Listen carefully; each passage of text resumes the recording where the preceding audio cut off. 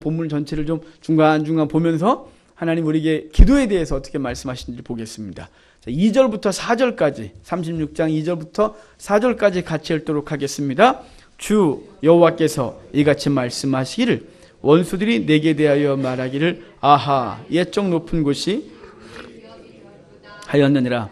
그러므로 너는 예언하여 이르기를 주 여호와께서 이같이 말씀하시기를 그들이 너희를 황폐하게 하고 너희 사방을 삼켜 너희가 남은 이방인의 기업이 되게 하여 사람의 말거리와 백성의 비방거리가 되게 하였도다. 그러므로 이스라엘 산들아 주 여호와의 말씀을 들을지어다.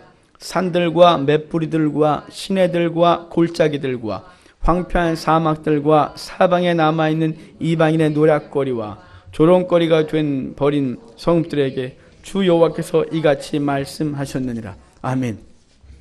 지금 하나님은 어떤 성읍을 향하여 말하고 있대요. 바로 예루살렘이에요. 그 예루살렘 성읍을 오늘 본문에서 뭐라고 하냐면 이방인의 말거리가 됐고 백성의 비방거리가 됐고 이방인의 노략거리와 조롱거리가 된 성읍이라고 말하고 있습니다. 그러니까 예루살렘은 황폐해졌고 부끄러움을 당하고 있다 이 말이에요. 수치를 당하고 있는 상태를 얘기를 하고 있는 거예요. 이 수치를 당한 원인이 어디 있냐면 죄 때문이죠. 이스라엘이 하나님 앞에 범죄했기 때문이에요. 그 범죄했기 때문에 그 땅이 망한 것이에요. 근데 단순 범죄가 문제가 아니라 범죄한 이후에도 하나님의 말씀을 듣지 않은 게 문제인 거예요. 여러분 우리 중에 죄 안 짓는 사람이 있을까요? 우리 중에 넘어지지 않는 사람이 있을까요? 우리 중에 실수하지 않는 사람이 있을까요? 우리 중에 하나님의 의를 100% 만족시킬 사람이 있을까요? 아무도 없습니다. 그런데 뭐가 문제냐면 듣지 않는 게 문제예요. 우리가 넘어졌을 때, 우리가 죄 지었을 때, 우리가 바르지 않았을 때 하나님의 성령이 하나님의 말씀을 통하여 말씀하시는데 그 소리를 듣지 않는 게 문제인 거예요. 듣지 않아서 온 게 뭐냐면 수치를 당하는 거예요.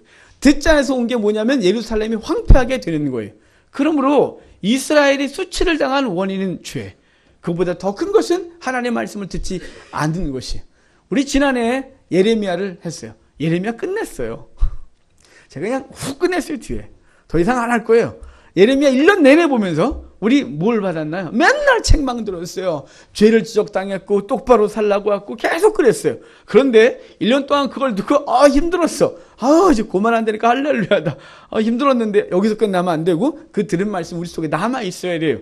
우리의 죄가 우리가 무너질 때마다 그 말씀이 생각나고 그 말씀에 책망이 생각나서 어찌할고 고민해야 돼요. 그것이 없으면 어떻게 되냐면 수치를 당하는 거예요. 부끄러움을 당하는 거예요. 조롱거리가 되는 거예요. 이방인의 말거리가 되는 거예요.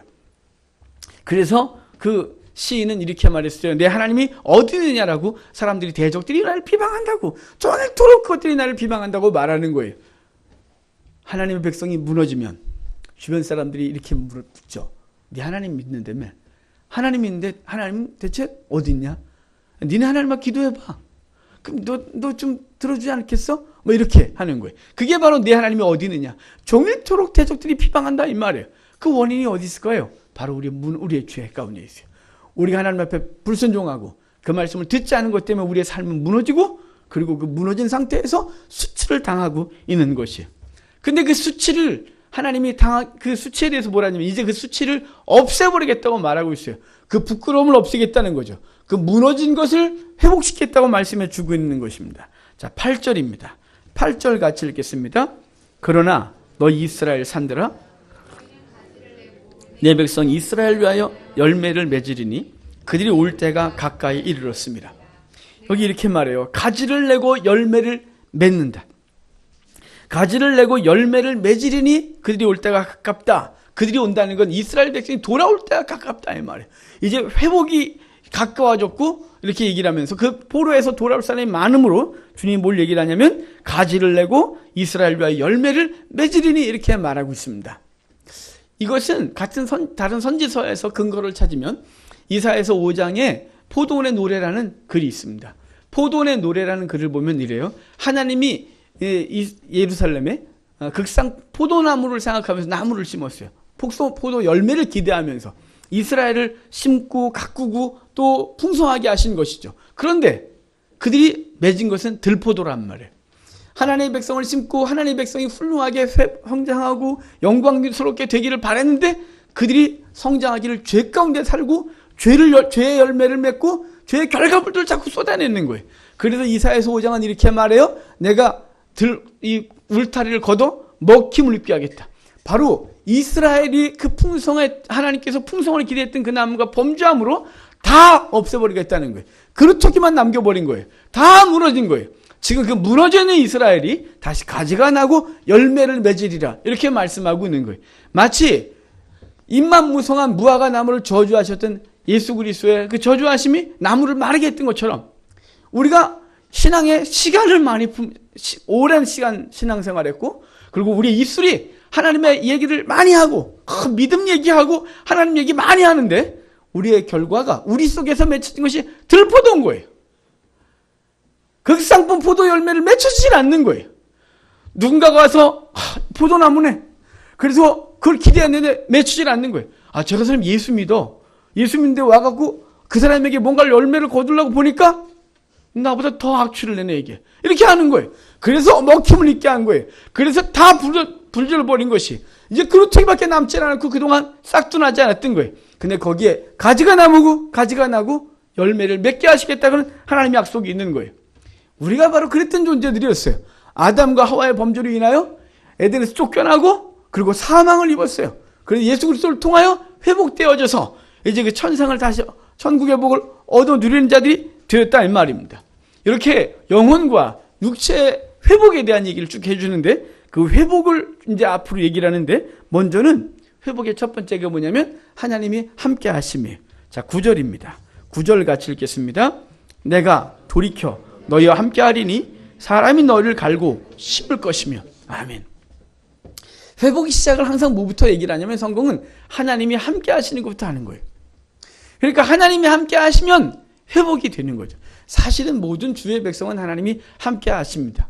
그런데 하나님이 함께 하심에도 불구하고 우리의 삶과 모든 것에 회복이 없는 것은 하나님은 우리와 늘 함께 하시지만 우리가 하나님을 멀리 떠났기 때문에 우리의 삶이 떠나고 우리의 마음이 떠나는 거예요. 여러분, 우리가 하나님과 함께 하시는 건 이제 영적으로 우리가 이미 우리와 함께 하시면 우리 속에 거하시는 그 하나님이 우리 속에서 역사할 수 있도록 우리의 삶을 우리의 바르지 못한 삶들을 버리고 하나님과 관계없는 것들을 버리고 그분과 가까이 가는 것이 그것이 하나님이 함께 하시는 그것인 거죠. 그것부터 회복이 시작되는 거예요. 스가랴서 1장 15절에 이렇게 말해요. 천사들이 전 세계 열방을 다 돌아본 천사들이 이렇게 말해요. 하나님, 세상은 다 고요하고 평안한데 예루살렘은 왜 이렇게 시끄럽습니까? 언제까지 이렇게 무너진 상태로 있습니까? 이렇게 말하는 거죠. 마치 우리가 우리의 삶을 말하는 것 같아요. 왜 난데는 다 평안한데 우리는 왜 이러십니까? 우리 삶은 왜 이럽니까? 라고 말하는 것 같아요. 그때 주님께서 이렇게 말씀하세요. 여호와가 이처럼 말하노라. 내가 불쌍히 여김으로 예루살렘에 돌아왔은즉 내 집이 그 가운데 건축되리니 예루살렘에 먹줄이 쳐지리라. 이렇게 말해요. 내가 돌아왔다. 이렇게 말하는 거예요. 함께 하고 있다 이 말이죠. 돌아왔으면 못 가요. 이제 회복되는 거예요. 에스겔서 우리가 보고 있는데 48장 맨 마지막 절에 이제 예루살렘, 회복된 예루살렘을 향하여 말하기를 여호와 삼마라 하리라. 이렇게 말해요.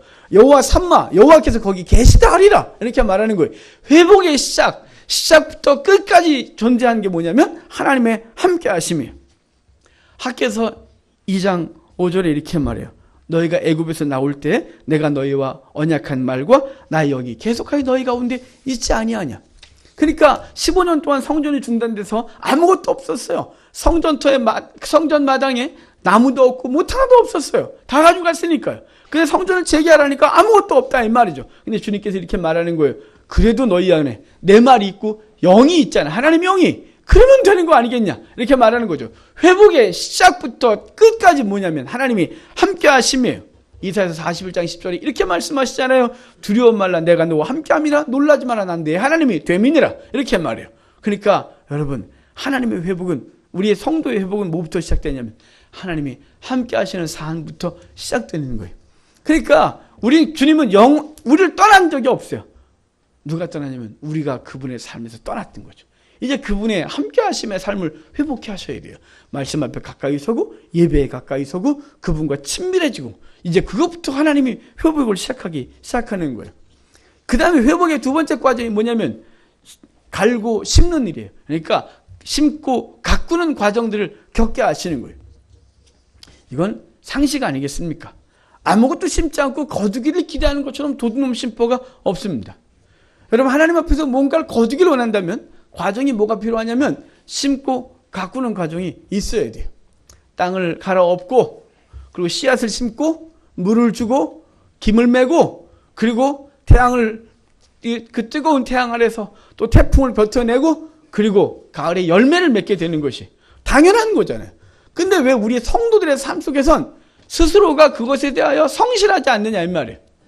회복을 기대하면서 성도는 희한하게 종교의 탈을 쓰고 신앙이라는 걸 앞에 세우고 자신이 하나님 앞에서 어떻게 살아야 되는지 고민을 별로 안 하는 거예요. 심고 가꾸는 이 수고에 대해서 신경 쓰지 않는 거예요. 그러니까 신앙생활 잘못하면 도둑놈 되는 거예요. 신앙생활 잘못하면 종교라는 것을 등에 업고 자기의 게으름을 합리화하고 로또가 맞아지기를 기대하고 앉아있는 거죠. 하나님 내 삶께 대박을 터뜨려주기를. 아니 심어야죠. 가꿔야 대박이 뜨지 말지 않을 거 아니겠어요. 그거 하나도 안 하고 그러는 것이. 신앙생활에 열심을 내고자 하면 신앙생활에 난 교회생활을 열심히 할래. 그러면 뭘 포기할 거예요? 예, 세상에서 푸는 포기하셔야죠. 신앙생활 열심히 하고 내가 교회 세상에서 일을 하지 않았는데 세상에서 거두를 기대하면 안 되는 거예요. 주님께는 심건 심은 적이 없잖아요. 공부 열심히 하지 않은 애가 입시철이잖아요 지금. 최상위 학교를 가겠다고 딱 하고서 교회에서 열심히 기도만 하면 갈까요? 걔는 못 가요. 걔는 절대 못 가요. 왜일까요? 심지 않았어요. 가꾸지 않았어요. 땀 흘리지 않았어요. 못 가는 거예요. 수고해야 되는 거죠. 이건 모든 것이. 근데 우리 성도들의 삶 속에서는 이걸 묘하게 피해가려고 그래요. 자기의 게으름을 신앙으로 합리화해요.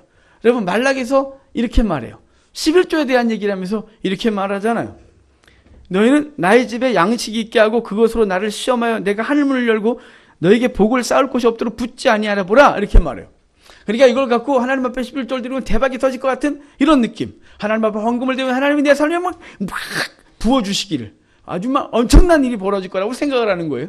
아니요. 성경은 그렇게 말한 적이 없어요. 그 다음 절을 잘 보면 하나님이 어떻게 복을 주냐면 이렇게 돼 있잖아요. 내가 너희를 왜 메뚜기를 금하여 너희 토지 소산을 먹어 없애지 못하게 하며 너희 밭에 포도나무 열매가 기한 전에 떨어지지 않게 하겠다. 어떤 복을 주겠다고요? 하나님 앞에 기도 막 하면 갑자기 빵 터져. 아니요. 열심히 심고 가꾼 사람들에게 메뚜기가 먹지 못하게 하고 기한 전에 열매가 떨어지지 않게 해서 거두게 하겠다는 거예요. 과정이 뭐가 필요한 거예요?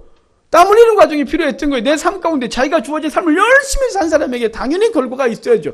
그건 믿는 자와 믿지 않는 자가 변함이 없어요. 안 믿는 사람도 열심히 하면 결과를 거두게 돼 있고 믿는 사람도 열심히 하지 않으면 못 거두게 되는 것이 열심히 하는데 하나님의 복은 거기에다 뭘 더하시는 거예요. 메뚜기를 금하고 그리고 그 기한 전에 떨어지지 않게 해서 그 백성이 쌓을 곳이 없도록 붙게 하시는 하나님의 은혜를 입게 한다 이 말이에요. 그러니까 회복의 첫 번째 하나님이 함께하고 두 번째 뭐예요? 심고 가꾸는 과정을 겪게 하는 거예요. 그 과정을 우리가 겪어야죠. 그렇게 해야죠. 올해 하나님 앞에 회복을 기대하면 우리가 뭘 해야 될까요?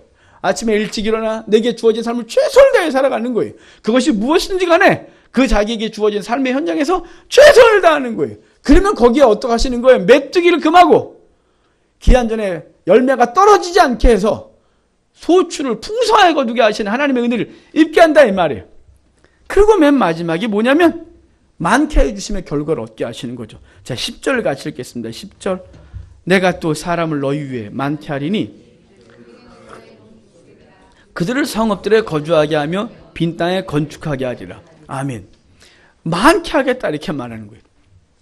예, 이사야서 60장 5절 6절에도 부가 내게로 돌아오고 나라들의 재물이 내게로 올 것이라고 말하고 학개서 2장 7절과 8절에도 모든 나라를 진동시킬 것이며 모든 나라의 보배가 이르겠다. 은도 내 것 금도 내 것이다. 이런 식으로 해서 하나님께서는 그 백성에게 쏟아부으시는 분임을 그 백성이 하나님 앞에 회복에 대하여 절대 회복에 대해서 풍성하게 할 것을 말씀하셨어요. 욥기에서도 2배의 복을 얘기를 하고 있어요. 이렇게 쭉 얘기를 합니다. 그러니까 회복은 뭐냐? 하나님께서 눈에 보이게 분명히 회복을 허락하시는데 하나님 함께 하시고 심고 가꾸게 하시고 결과를 풍성하게 하시겠다고 분명히 말하는 거예요. 그렇게 회복을 말하는데 회복의 근거가 뭐냐? 회복시켜주시는 근거. 자, 22절입니다. 자, 22절 같이 읽겠습니다. 그러므로 너는 이스라엘 족속에게 이르기를 주 여호와께서 이같이 말씀하시기를 이스라엘 족속아 내가 이렇게 행함은 너희를 위함이 아니요 너희가 들어간 그 여러 나라에서 더럽힌 나의 거룩한 이름을 위함이라. 아멘. 거기 그 백성을 건져내신 회복시키는 근거가 뭐냐면 내 이름 위하여예요. 내 이름. 나의 더럽힌 나의 이름을 위함이라. 내가 너희가 무너지고 이렇게 된 것 때문에 내 이름이 망신을 당했다 이 말이에요. 하나님의 백성이 저래? 하나님 있는데 맨날 저래? 이렇게. 그래서 하나님이 망신을 당했고, 그래서 당신의 이름 위하여 이를 이루겠다고 말하고 있는 거예요. 그래서 이사야서 43장 25절에 나 곧 나를 위하여 내 허물을 도말하는 자다 이렇게 말합니다. 그러니까 하나님이 주의 백성을 회복시킨 근거는 당신의 이름 때문에. 이사야서 48장 9절로 11절에도 계속해서 거듭해서 말하는 일이 뭐냐면 내 이름을 위하여, 내 영광을 위하여, 나는 나를 위하여 이렇게 계속해서 반복하고 있는 거예요. 주님 때문인 거예요. 여러분, 우리가 하나님 앞에서 회복을 기대하면서 올해 이렇게 살자 제가 얘기를 할 거예요.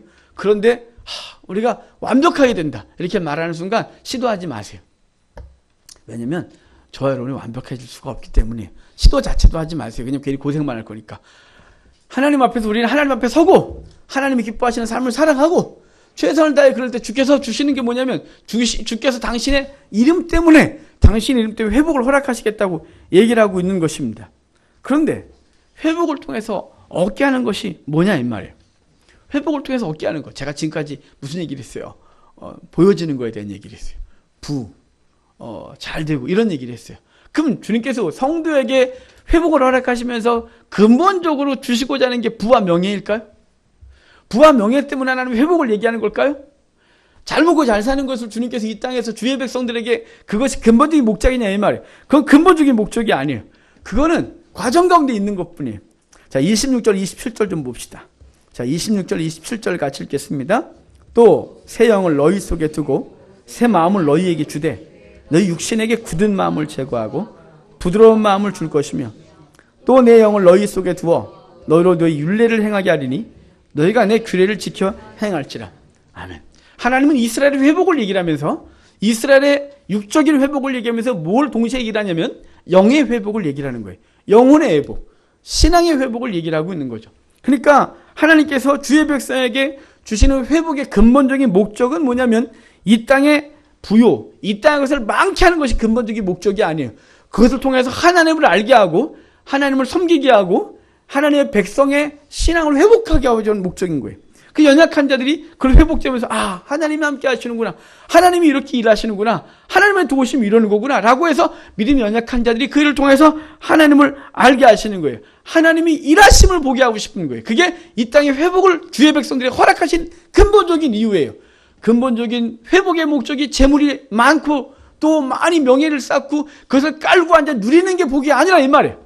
진짜 복은 그것을 통하여 주시고자 하는 게 뭐냐면 하나님을 알게 하심이에요. 회복의 근본적인 목적, 우리 영혼의 변화와 성장에 있는 것입니다. 10명의 문둥병자 얘기를 제가 지난주에 했던 것 같아요. 오후 예배 때 10명의 문둥병자가 주님께 고쳐달라고 그랬고 주님이 너희는 가서 제사장이 너희 몸을 보이라 그래요. 10명의 문둥병자들이 제사장에 가다가 자기 몸에 병이 난 걸 보고 하나님께 감사하고 그 중에 한 사람 사마리아 사람만 죽게 돌아와서 하나님께 감사함으로 그 영혼이 구원받는 사건이 벌어져요. 여러분, 그 10명 중에 9명은 뭐에서 끝났냐면 이 땅의 회복에서 끝났어요. 이 땅의 회복에서 끝났어요. 근데 그 중에 하나, 주님께 돌아온 그 사람만 영혼의 회복을 받아요. 그래서 9명이 다 안 돌아오고 1명만 돌아왔을 때 그 돌아온 사람한테 이렇게 말해요. 9은 어디 갔니? 9은. 아니, 돌아온 사람한테 왜 그러시는 거예요? 주님께서 누구한테 하는 걸까요? 모든 듣는 청중들에게. 9은 어디 갔냐? 왜 이 땅의 회복에서 집착하고 거기서 끝났냐 이 말이에요. 주의 백성 예수 그리스도를 믿으면 주님께서 회복을 시키고 삶의 회복이 있고 병의 치유가 있고 하나님의 회복의 은혜가 있는데 그게 끝이 아니에요. 그것을 통해서 뭘 알게 하시며 하나님을 알게 하시는 게 목적이었단 말이에요. 근데 거기에서 끝나고 마는 거예요. 답답한 거예요. 출애굽기 10장 1절로 2절에 보면 하나님께서 모세를 바로에게 보내면서 바로가 듣지 않을 거라고 말해요. 그가 강팍해질 것을 얘기를 하고 있어요. 그러면서 이렇게 말해요. 그가 완강하게 되면 나의 표징을 그들 중에 보이기 위함이다 라고 말하고 그 표징을 후손들에게도 알게 하려함이래요. 그러니까 하나님의 역사를 보이시려고 하고 있다는 거죠. 이스라엘 백성들을 건지시고 그리고 이스라엘 백성들과 그리고 이 이집트 사람들 사이에 그 구별을 해서 이집트 사람들에게는 재앙이 쏟아지는데 히브리 사람들에게는 재앙이 쏟아지질 않아요. 그들을 강권적인 역사로 건지는 이 모든 과정을 통해서 뭘 알게 하시는 거예요. 그들의 육적 회복 근본적인 그게 아니라 그걸 통해서 뭘 알게 하신다고요? 나를 알게 하려고. 그 표징을 통하여 나를 알게 하는 게 목적이다 이렇게 말하는 거예요. 근데 인간의 이 썩어진 생각이 교회 안에 있는 우리까지도 뭐에 집착하냐면 이 땅의 것에 집착하는 거예요. 그러니까 이 땅의 것이 있으면 뭐고 없으면 저주, 그것이 있으면 할렐루야, 없으면 끙끙거리고 막 이러는 거죠. 과정이 있습니다. 하나님의 신앙이 연약할 때는 그걸 통하여 자꾸 증거로 보이시는 거예요. 그리고 그 다음에 뭘 해야 돼요? 하나님을 알았다면 하나님과 관계 속에서 풍성해지는 곳으로 가야죠. 표정만 보고 따랐던 그 백성들을 향하여 주님이 책망하신 사건이 있어요. 요한복음 6장에 보면 이래 되어 있어요. 내가 진실로 진실로 너에게 이르노니 너희가 나를 찾는 것은 표적을 본 까닭이요, 까닭이 아니요 떡을 먹고 배부른 까닭이다. 표적을 본 까닭이 아니라는 건 뭐냐면 그 오병이어 기적 사건이나 무리를 걷는 사건이나 막 여러 가지 사건을 통해서 나를 알기를 원했는데 너희가 나를 알지 않고 오직 뭐만 따르냐? 떡만 따른대요. 떡. 이 땅의 부여만 추구하고 있대요. 너희의 신앙의 목적이 그거냐? 주님께서 오늘 그러실 거예요. 너희가 나를 따르면 나를 보려 하지 않고 떡만 따르는구나. 떡만. 이런 거죠. 그래서 떡이 있으면 복이라고 하고 떡이 없으면 끙끙거리고 하나님의 그걸 구했는데 없으면 난리가 나고 주어지면 할렐루야 하고 이게 우리가 갖고 있는 이 모습이라 이 말이에요. 주님께서 회복의 근본적인 목적은 이 땅의 부여와 명예가 아니에요. 그것을 통해서 하나님을 알게 하시는 게 근본적인 목적임을 아시기를 바랍니다. 이것은 우리가 신앙생활하면서 자연스럽게 알게 되어지고 얻는 복이죠. 그리고 그것에 대해서 이제는 우리의 신앙생활로 무엇에 집중해야 되는지 알아요. 사도 바울이 이렇게 말했어요. 내가 사는 것이 그리스도니 죽는 것도 유익하다. 아니 어떤 사람이 죽는 것을 유익하다고 말해요. 죽음 앞에서 일단 슬퍼해 주는 게 예의죠. 그런데 사도 바울은 말하는 건 내가 죽는 것도 유익하다. 왜 그럴까요? 그는 이 땅의 것에서 초월해서 하나님과 관계가 형성됐기 때문에 그래요. 사도 바울은 빌립보서 4장에선 내게 능력 주신 자들에게 모든 것을 할 수 있다. 거기 모든 것은 뭔가요? 가난을 처할 수 있는 거예요. 병든 가운데 처할 수 있는 거예요. 그 모든 것 속에서 하나님과 관계가 이미 맺어졌기 때문에 그렇게 말씀하고 있습니다. 성도 여러분, 이렇게 회복이 되어지는 얘기 속에서 우리의 육적 회복과 그것을 통해 우리의 영혼의 회복, 우리의 하나님과 관계가 회복되는 그 모든 것에 통로가 있어요. 도구, 방법이 있어요. 그건 우리가 오늘 읽은 대로 기도예요. 기도를 통하여 회복의 역사가 있는 것입니다. 자, 오늘 37절이 오늘 본문 9절이었는데 다시 한번 읽겠습니다. 주 여호와께서 이같이 말씀하셨느니라. 이같이 자기들에게 이루어 주시기를 내게 구하여야 할지라. 내가 그들의 수요를 양떼같이 많아지게 하되. 아멘. 여기 잘 보시면 이르되 있죠. 그래도 구하여야 하리라. 하나님이 주시겠다고 말했어요. 우리가 지금 전체를 보면 다 주체가 하나님이에요. 하나님이 함께 하시겠다고 하고 하나님이 가지를 내고 열매 맺히게 하겠다 그러고 많게 하겠다 그러고 하나님 안에 신명을 부어주겠다 그러고 다 주체가 하나님이에요. 회복에 대한 얘기를 쫙 하면서 이스라엘 백성이 하나도 없어요. 거기에 하나님이 하시겠다고 얘기를 쭉 하는 거예요. 그럼 가만히 있으면 되는 거잖아요. 근데 뭐라 그래요? 그래도 내게 구하여야 할지라. 그래도 내게 구하여야 할지라. 왜일까요? 주님은 기도를 통하여 하나님이 일을 하시겠다고 원칙을 정해놓으셨어요. 기도를 통하여 하나님의 백성들에게 일을 하시겠다고 정해놓으신 거예요. 우리 잘 아는 대로 요한계시록에 보면 인나팔 대접이 있는데 다 뭘 통해서 쏟아져요? 기도를 통해서. 성도의 기도를 통해 인이 떨어져요. 성도의 기도를 통해 나팔이 불려져요. 성도의 기도를 통해 대접이 쏟아져요. 성도의 기도를 통해 하시겠다고 하는 거예요. 왜 하나님은 이렇게 하셨냐 이 말이에요. 아니 그냥 주시지. 우리 마태복음 산상수훈에 보면 아버지께서 자녀에게 필요한 것을 다 아시느니라 그랬으면 아시면 다 주시면 되지 뭘 기도하라고 하냐 이 말이에요. 여러분 그것은 우리의 패역함 때문에 제가 전에 말씀드렸어요. 우리가 하나님 주시는 것에 대해서 예민하게 할렐루야 하나님이 하셨어요 이렇게 말하면 우리 기도 필요 없을 거예요. 그런데 우리의 강팍함과 세속적인 생각이 우리에게 그냥 주어지면 하나님이 줬다고 생각을 못하고 지가 잘나서나 그리고 다른 방법으로 통해 주어졌다고 생각하는 거예요. 그래서 하나님은 치사하지만 기도라는 방법을 통하여 얻게 하셨어요. 왜냐하면 그 기도를 통하여 당신과 그 백성이 계속 소통하고 연결되어지고 그 백성이 하나님 앞에서 살아가게 하시기 위한 것이에요. 그러니까 기도라는 도구를 주신 건 우리 때문에 하나님의 백성들이 하나님의 백성으로서 인식을 하고 살 수 있도록 누가 그랬대요. 기도는 하나님을 귀찮게 하는 거라고. 이런 쓸데없는 소리를 그렇게 하나님은 전혀 귀찮아하지 않아요. 여러분 자녀가 뭘 아빠 이러면 귀찮아요? 아니 애들이 어릴 때는 막 그러다가 애들이 크니까 안 와서 불편해요. 제가 막 가요. 야, 너 필요한 거 없냐? 야, 놀자. 애들이 안 와요, 이제는. 야! 막 불러갖고 오면 그냥 불러봤어. 얼굴 안 보려고. 이렇게 말해줘. 그래서 안 와요, 이제는. 귀찮아요? 아니요. 저 좀 귀찮게 했으면 좋겠어요. 더 귀찮게 하고 막 찡찡거리고. 여러분, 하나님은 전혀 귀찮아하지 않으세요. 저는 그런 소리 하면 안 돼요. 하나님은 기도를 통하여 그 백성과 교제하고 기도를 통하여 그 백성이 주고 그 백성은 하나님의 백성을 스스로 알고 그 관계가 계속 유지되기를 원하시는 거예요. 예레미야 33장 2절로 3절에 이렇게 말했어요. 이를 행하는 여호와 그것을 만들어 성취하는 여호와 그 이름을 여호와라니가 이같이 이른다. 너는 내게 부르짖으라. 내가 내게 응답하겠고 내가 알지 못하는 그곳 비밀한 일을 내가 보이리라. 분명히 말씀하셨잖아요. 마가복음 9장 29절에는 기도 외에는 이런 종류의 것이 나갈 수가 없다고 말했고 야고보서 2장 2절로 3절에는 이렇게 말해요. 아주 재밌게 말해요. 너희는 욕심을 내어도 얻지 못하고 살인하며 시기에도 능히 취하지 못하면서 다툰대요. 그러니까 인간이 뭔가를 얻고 싶어서 인간이 하는 방법이 뭐냐면 욕심을 내고 살인하고 시기하고 다툰대요. 그래서 얻으려고 그렇게 해서 얻고 싶다 이거죠. 누구 죽여라서 뺏고 싶은 거예요. 그게 우리 속에 있는 본성이라 이 말이죠. 근데 얻지 못하잖아 너네가. 그래서 뭐라고 말했냐면 너희가 얻지 못하면 구하지 아니하며 구하여도 받지 못하면 정욕으로 쓰고 잘못 구함이래요. 그러니까 얻는 방법을 딱 하나 마련했어요. 딱 하나. 구하는 거. 구하면 얻는데요. 살인도 못한대요. 살인해서 누구 뺏고 싸우고 소비지로 이래서 얻어지는 게 아니래요. 얻는 방법이 딱 하나 있대요. 기도래요. 그럼 여러분 이제 우리가 하나님께서 회복에 대해 얘기를 하면서 회복을 위한 기도에 대해서 가르쳐 주셨고 우리가 이 땅에서 필요로 하는 것들에 대하여 어떻게 하라고 알려주셨잖아요. 기도. 우리 기도할 때마다 매번 하는 것이 주기도문.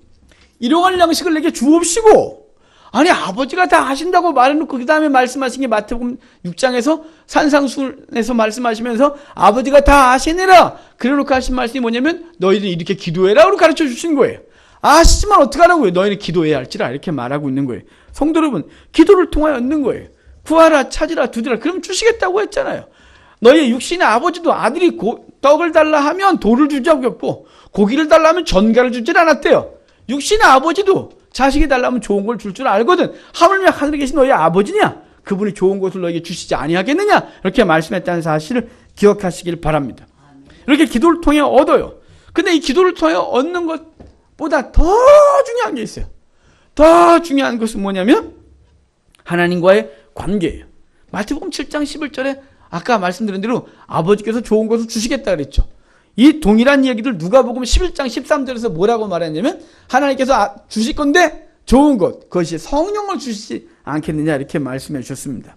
그러니까 하나님 앞에 기도하면 주시는 것 진리입니다. 그런데 그것보다 더 중요한 것은 뭐냐면 기도를 통하여 관계를 형성하고 싶은 것이 하나님의 마음이라는 사실을 아시기를 바랍니다.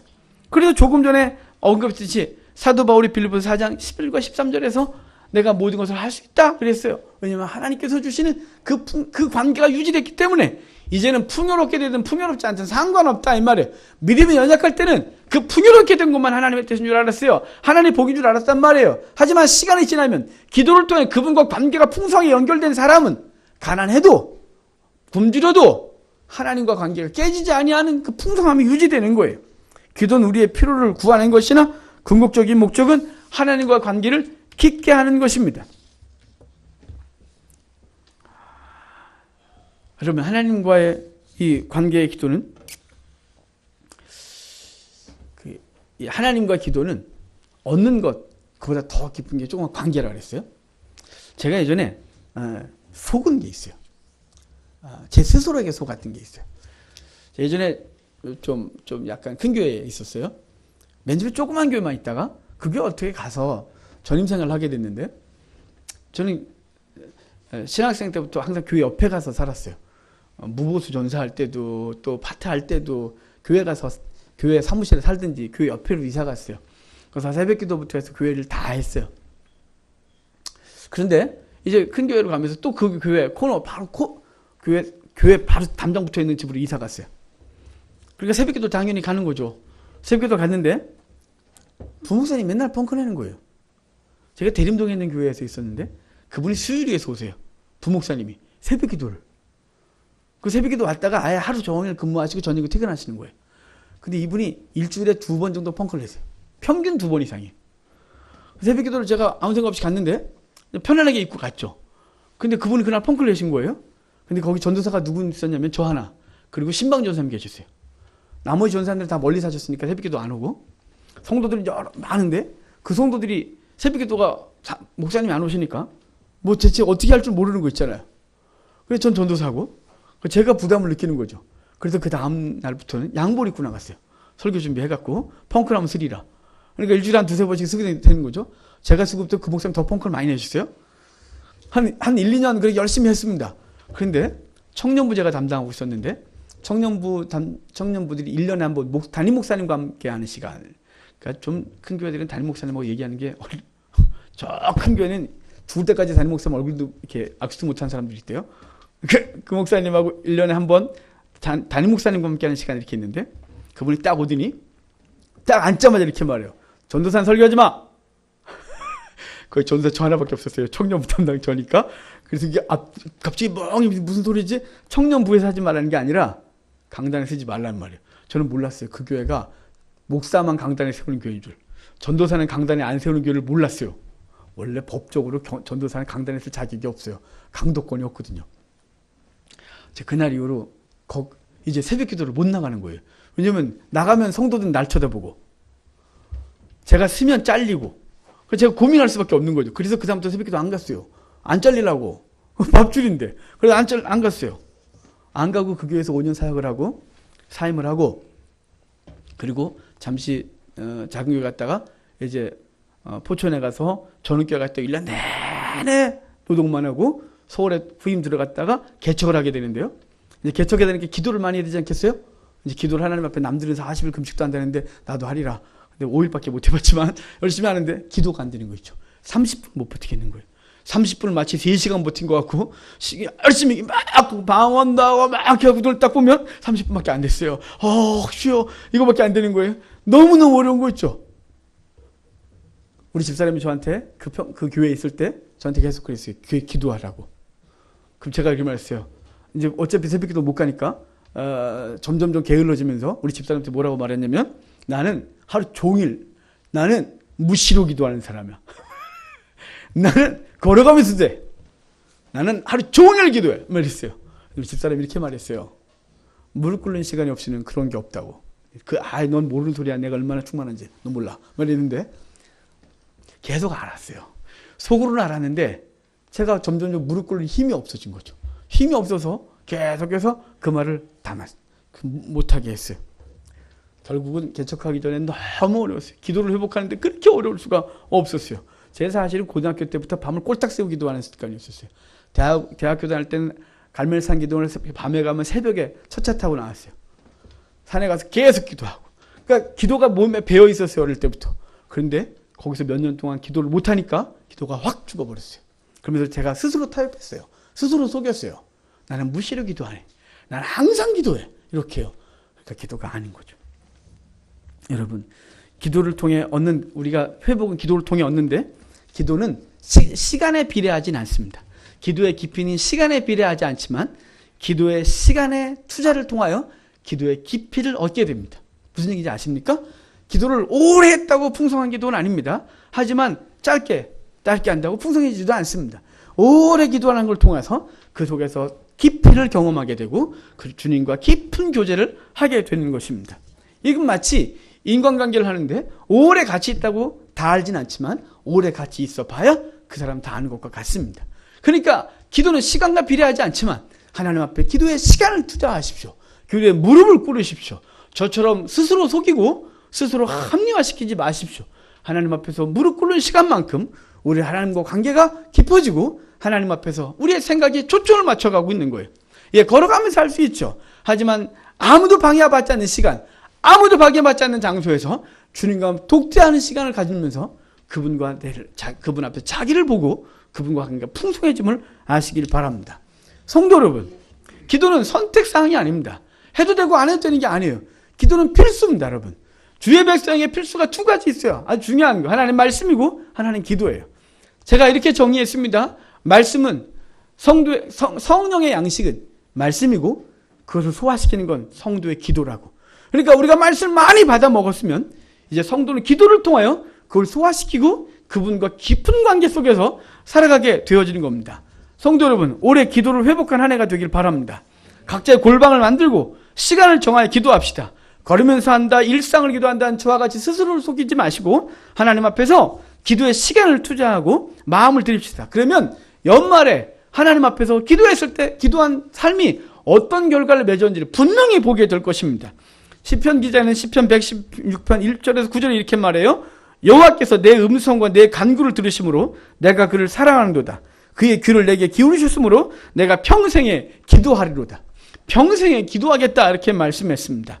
성도 여러분, 우리 기도합시다. 우리 올해 제가 사실은 성도들의 신앙생활을 강제적으로 하고 또 이렇게 막 규정짓는 걸 별로 좋아하는 스타일이 아닙니다. 자율적으로 하나님과 관계 맺는 걸 다 좋아하는데 제가 지난 2주 동안에 하나님 앞에 책망을 받고 목사로서 소명을 다하지 않았다는 생각이 들었습니다. 그래서 이제부터 여러분에게 좀 얘기 좀 하려고 합니다. 여러분, 예배를 한 번 더 드립시다. 지금 기도 10분 하십니까? 20분 합시다. 30분 하십니까? 40분 합시다. 지금보다 기도를 조금 더 합시다. 자기 스스로 압니다. 내가 어떤 존재인지 제가 일일이 다 알지 못하고 하나님 앞에 우리 어떤 존재, 하나님 앞에서 우리가 어떤 존재인지를 스스로 잘 압니다. 그냥 그분 앞에서 우리가 지금 스스로 결단하면 됩니다. 하나님 앞에 예배를 한 번 더 드리고 하나님 앞에 기도 생활을 좀 더 합시다. 그러면 하나님이 어떻게 우리 삶 가운데 우리의 신앙이 풍성하게 되고 더불어 이 모든 것들이 더해지는 복을 얻는지를 알게 될 것입니다.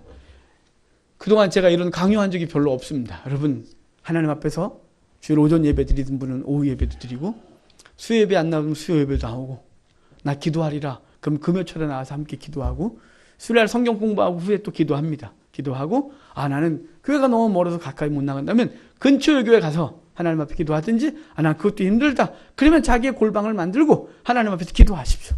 하나님과 하나님이 친밀해지길 원하는데 우리가 이성으로는 아는데 이게 가까이 있질 않아요. 가까이 있질 않아요. 하나님 역사하시기가 너무 멀어요. 여러분, 이제 올해 하나님과 관계를 풍성하게 해서 말씀과 기도의 삶을 저와 여러분이 좀 더 풍성하게 해서 하나님 올해 어떤 회복을 허락하시는지를 보는 우리가 되길 주의 이름으로 축복합니다. 기도하겠습니다. 하나님 감사합니다.